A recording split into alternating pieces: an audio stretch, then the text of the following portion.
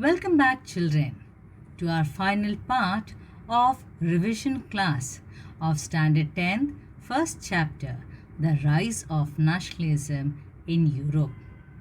In the previous video, we had studied with the age of revolutions from 1830 to 1848, wherein we had tried to understand or study about July 1830 French Revolution, then the independence in Belgium, independence from the United Kingdoms of the Netherlands, and also the Greek War of Independence.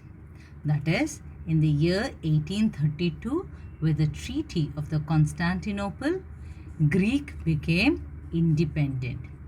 Now, in the next topic, we will be covering here is the romantic imagination and national feeling. Children, the development of nationalism did not come about only through wars and the territorial expansions. Here, culture played a very important role in creating the idea of a nation. Art and poetry, stories and music helped to express and to shape the nationalist feeling. Romanticism was a cultural movement sought to help or to develop the nationalist sentiments.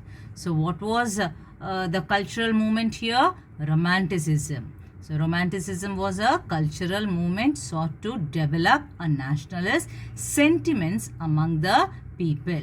Clear? Some romantics like Johann Gottfried Herder, now he said that the German culture was to be discovered among the common people, that is das Volk, the common people. Understand?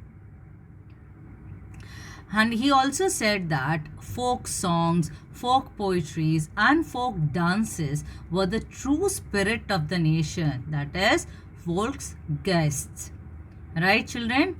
Then, and that was popularized in the European countries. Similarly, in Poland, Karol Karpinski, right? Now, he celebrated the national struggle through his opera music. Clear? Who celebrated the national struggle through the opera music? It was Karol Karpinski. Along with art and poetry, stories and music, language also played a very important role in strengthening the nationalist sentiments. Russian language was imposed everywhere in Poland. Understand? Now, as a result of that, members of the clergy in Poland, they used language as a weapon of national resistance. That means they were not ready to preach in the Russian language. They wanted to preach in their language, right, to show it as a weapon of national resistance. As a result of which, the priests and the bishops, they were either jailed or sent to Siberia by the Russian authorities as a punishment. Why as a punishment? Because they refused to preach in the Russian language. Clear? Now, similarly, during the period of 1830s, right, there was a period of hunger, hardship and popular revolt. What was it? Hunger, hardship and popular revolt, right? Now it saw an enormous increase in population from the rural areas migrating to the cities to live in overcrowded slums. Clear? Why overcrowded slums? Because the people started migrating from the rural areas to the urban areas, because it was a period of great economic hardship in Europe. In most of the countries, unemployment also increased. So the population started migrating from the rural to overcrowded urban slums. Food shortage led to the increase in food pricing. It is very obvious, children, when population increases, unemployment increases. And when population increases, the demand for food also increases. Right? So when there is a shortage of food, it will definitely lead to increase in the food price. Right? So similar thing happened here. The shortage of food or the food shortage led to increase in this price, and that led to a widespread poverty. Understand? Clear? Now the population of Paris, they came out on the roads. As a result, Louis Philippe was forced to flee. This happened in the year 1848. Clear? A national assembly proclaimed a republic, and then granted suffrage to all the adult men, that is to all the adult male above 21 years, and also granted or guaranteed a right to work. Clear, children? Now we will go to the next topic, and that is 1848, the revolution of the liberals.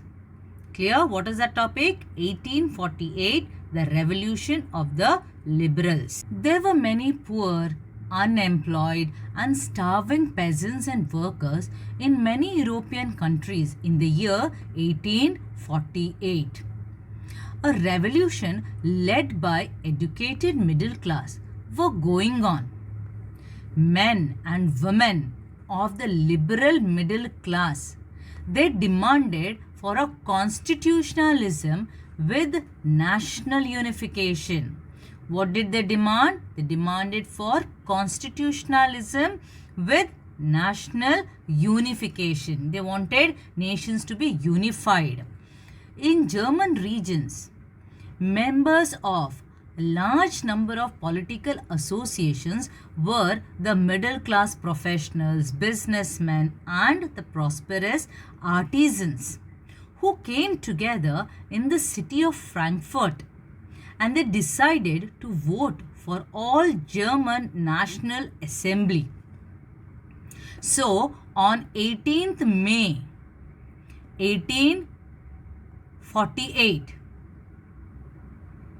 on 18th May 1848, all elected representatives, they gathered at Frankfurt Parliament in the St. Paul Church.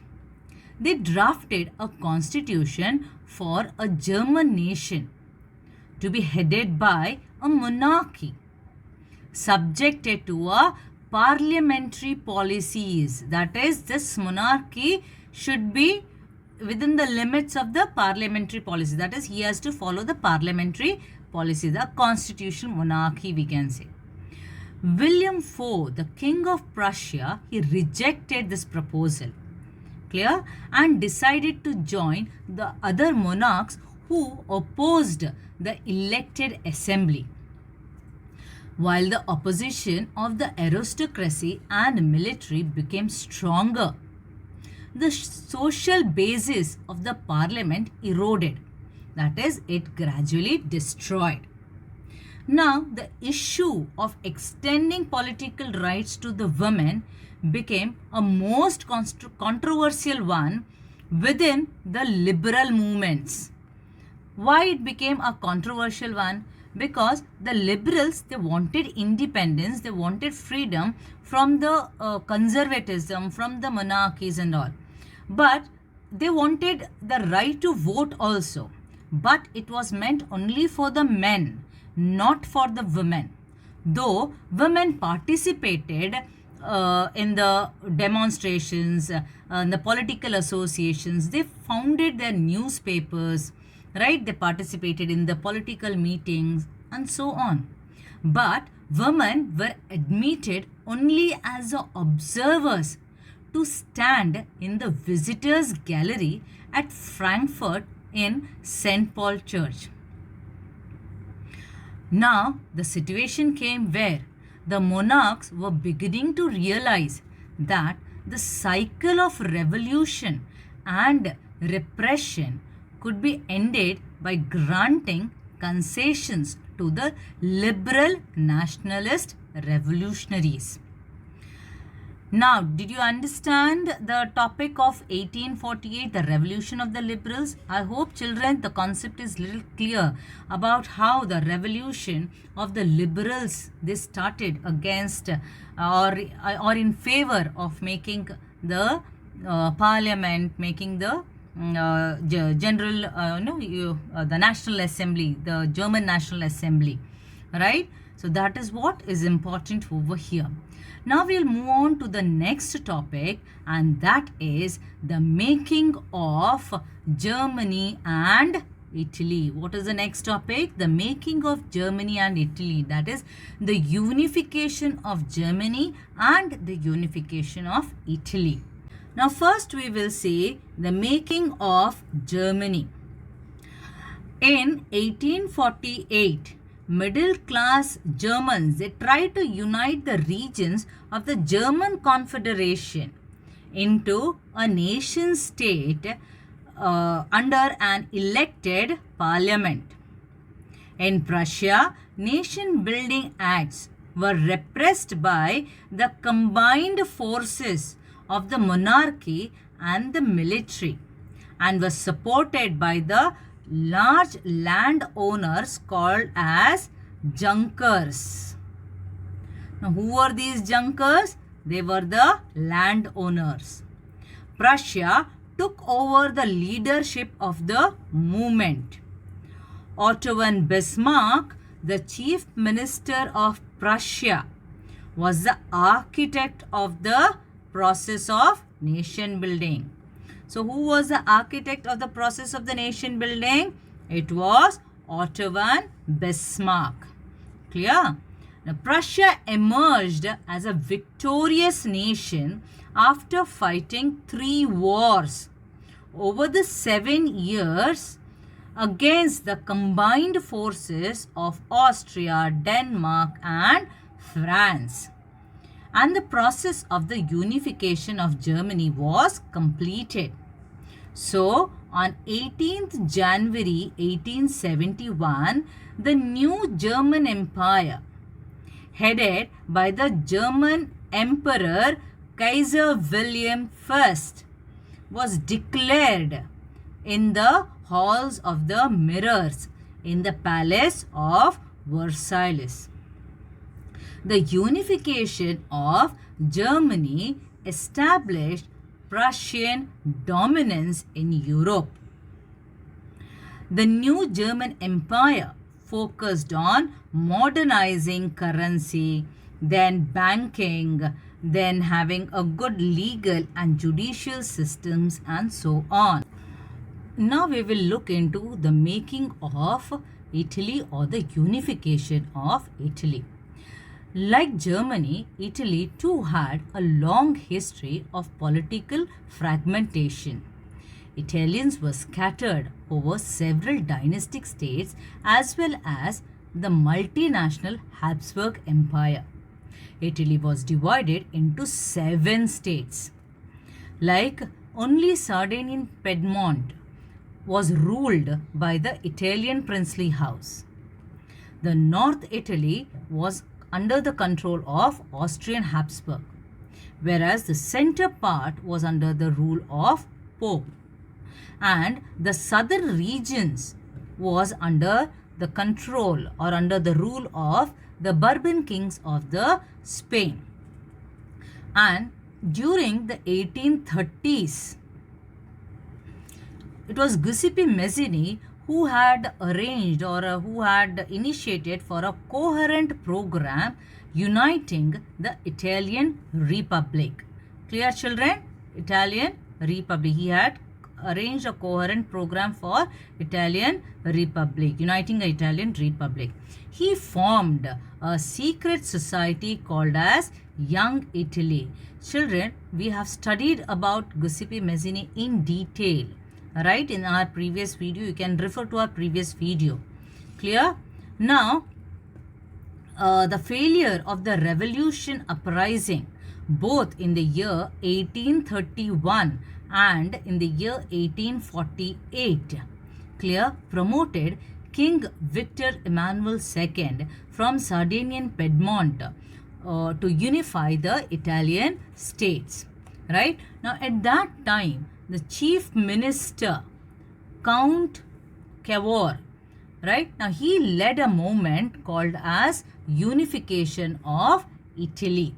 In the year 1859, Sardinian Piedmont, with an alliance with France, he defeated the Austrian force. Defeated whom? The Austrian force. Clear? And then in 1860s, when in 1860s, Sardinian Piedmont forces marched into the southern Italy, right? And the king of two Sicilies, right? They marched towards the southern Italy and the kingdom of two Sicilies and drove away the Spanish rulers. Then in the year 1861, Victor Emmanuel, he was declared as the king of the unified or the united Italy. But children, this condition was not the same as in which could be seen in Britain. Britain had a very different case. The British Isles, right, was inhabited by English, Wales and Scotland or the Irish, right?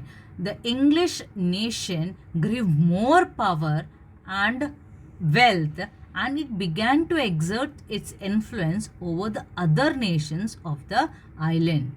Clear? Who? The English nation. Clear? They became more powerful. They grew more powerful and they were wealthy also, right? And that is the reason why they started exerting more influence or more pressure over the other nations of the island. The concept of nation states with England as the center came in the year 1688 after the parliament snatched the power from the monarch. In 1707, the Act of the Union, clear which act? The Act of the Union between England and Scotland resulted in the formation of the United Kingdom of Great Britain. Clear? Formation of what? Formation of the United Kingdom of the Great Britain. Clear? Now, to ensure the growth of the British identity, Scotland's cultural and political institutions were suppressed. The British imposed control over Ireland as well. Ireland was deeply divided into two groups. Which were those two groups? The Catholics and the Protestants. Clear? The English favored the Protestants and helped them to establish their dominance over a largely Catholic Ireland. In 1801, Ireland was forcibly incorporated into the United Kingdom after a failed Irish revolt. Then the new symbol of the new symbol were introduced in the New Britain, and they were English language, the British flag, that is a Union Jack, this is the British flag, then the British national anthem, and this is that national anthem, that is God Save Our Noble King. Clear, children, with all the three unifications, that is the making of Germany, Italy and also about the Great Britain. As it was easy to represent a ruler through a portrait or a statue, similarly a country was represented as if it were a person. Nation was personified in a female form by the artists of the 19th century. Female allegories like of liberty, justice, republic were invented. In Germany, Germania became the allegory of the nation. In France, the idea of the people's nation was christened as Marian. She was characterized by the idea of liberty and republic.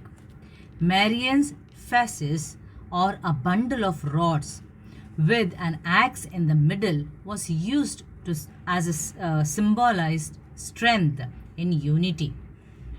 The red Phrygian cap, that is this one, the red Phrygian cap, signified freedom from slave.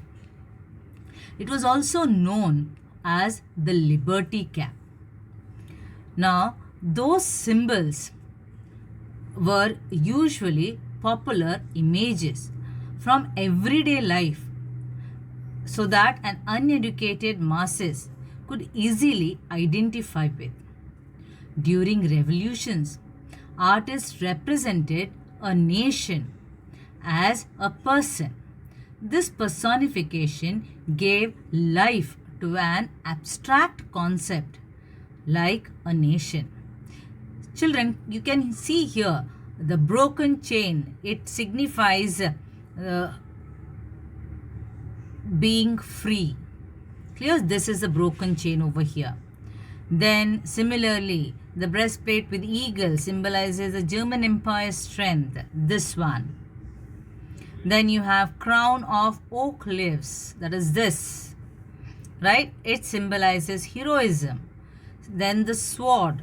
It symbolizes the readiness to fight. Olive branch around the sword. Here, this one. Clear? Now that represents what? Willingness to make peace. Sword represents what? Readiness to fight. But the two olive branches around the sword, it says that willingness to make peace. Black, red and gold tricolor. This one. A flag of the liberal nationalist in 1848, which was banned by the dukes of the German states. Then you can see here the rays of the rising sun. That means it's a beginning of a new era. So all these symbols are taken from our day-to-day life. Why? So that even the uneducated people can understand through the symbols itself. They can understand through the things itself. They can understand what does that symbolize for. Now the last topic left is nationalism and imperialism. Children, through the 18th century and the mid-19th century, Europe was marked by a lot of chaos and turmoil. After 1871, there was a significant change in the concept of nationalism in Europe. The most serious source of nationalist tension in Europe after 1871 was the Balkan area. Why? That is a question mark, right? That is because of its geographical variation and also because of its ethnic variation.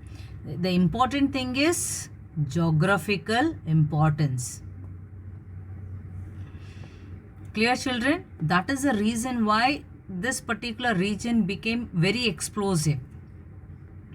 Now, it consisted of the countries like Romania, Bulgaria, Albania, Greece, Macedonia, Croatia and many other countries. Clear? Now, the nationalist groups in Europe had become increasingly incompatible with each other. That is, they were ever ready to fight with each other, ever ready to destroy with each other, and they were constantly in conflict. Now, why they were in such a condition? Because to have an imperialistic rule over some other place, right? Okay, now the major European powers like Russia, Germany, England and Austria-Hungary began taking advantage of the nationalism in Europe to materialize their aims of imperialism. Like for example, if you take Russia wanted control over Balkan region because because it considered that the people living there, that is the Slavs, according to Russia, they were belonging to, these Slav people were belonging to the Russians. Okay. Now, similarly, Austria-Hungary wanted Balkan region because it was sharing a boundary with the Balkan area. So that's the reason why it wanted this particular region. Clear? Now, the European powers wanted this Balkan region to fulfill their imperialistic goals. Clear? But the idea of that societies should be organized into a nation state came to be accepted as a natural and the universal process. Clear? So nationalism and imperialism became an anti-imperialism and an independence topic, which led to the First World War. The Balkan region, the problems in the Balkan region was one of the reason, children, for which triggered to the First World War. Remember that. One of the reason, or there were many other reasons, but the matter of the Balkan region became one of the important reason for the exaggerating the problem of the First World War. Now children, there is a small activity here, that is assertion and reason. It is a new kind of a question introduced here.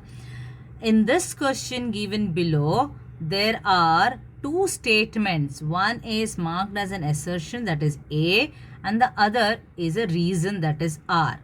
Now you have to read the statement very carefully and then choose the correct option. We'll see the option a little later. First, we'll see what the assertion and the reason statements are. Assertion says that the Balkan area became an area of intense conflict. Is it right? Yes. Because of the powerful countries, right? It became an intense area of an intense conflict. Now, the reason here is the different Slavic nationalists struggled to define their identity and independence. Now, if you see the previous slide here, you will find that here there's a statement saying that struggle among the nations after the fall of Ottoman Empire. That means the Balkan area earlier was under the control of Ottoman Empire. But after the fall of Ottoman Empire, that is after the Ottoman Empire was overthrown, there was the struggle among these nations. These nations were the Slavic nations in order to save their identity and to get the independence from the powerful countries who were in conflict. The powerful countries like England, France, Russia, Austria-Hungary. And why there was a conflict among them? They all wanted to have this Balkan area, right, under their imperialistic rule or under their control. Clear? Now, according to whatever explanation done, the Balkan area became an area of intense conflict, and the reason is the different Slavic nationalists struggled to define their identity and independence. Now, the options given are both A and R, that is assertion and reason, are true, and R is the correct explanation of A. That is, the reason is correct explanation for the assertion. Next option says A and R both are true, but R is not correct to the explanation of A. Third option says A is correct, but R is completely wrong. Whereas D says A is wrong, but R is correct. Now, as per the explanation, children, what is the correct option? It should be the first one. That is, both A and R are true, and R is the correct explanation of the assertion. Yes, children, now we'll see one more example related to this same assertion and reason. Now here, Giuseppe Garibaldi is an Italian general, politician and a nationalist who played a large role, or we can say important role, in the history of Italy. That is an assertion and a statement, and it is not wrong also, right? It is a correct statement given to Giuseppe Garibaldi. But here reason is that he was said to be an architect in the process of nation building. Was it really Garibaldi, Giuseppe Garibaldi, who was said to be an architect in the process of nation building? That is what we studied when we studied about the unification of Germany and the making of Italy. No, it was Otto von Bismarck, right children? Who was said to be the architect in the process of nation building, and this is what we studied in the making of Germany and not in the making of Italy. Yes, so what is it? The statement is correct, but the reason is wrong. It is not the reason is correct, but it is not going with that particular statement. So who is it? It is not he, right?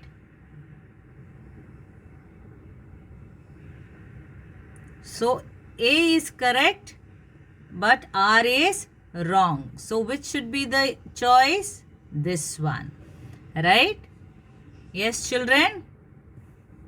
I hope, children, you have understood this particular question very well. So, children, we come to an end to our revision session of class 10, first chapter, the rise of nationalism in Europe. Children, all the best for your exam. Do well in your exam. Take good care of yourself, and thank you so much.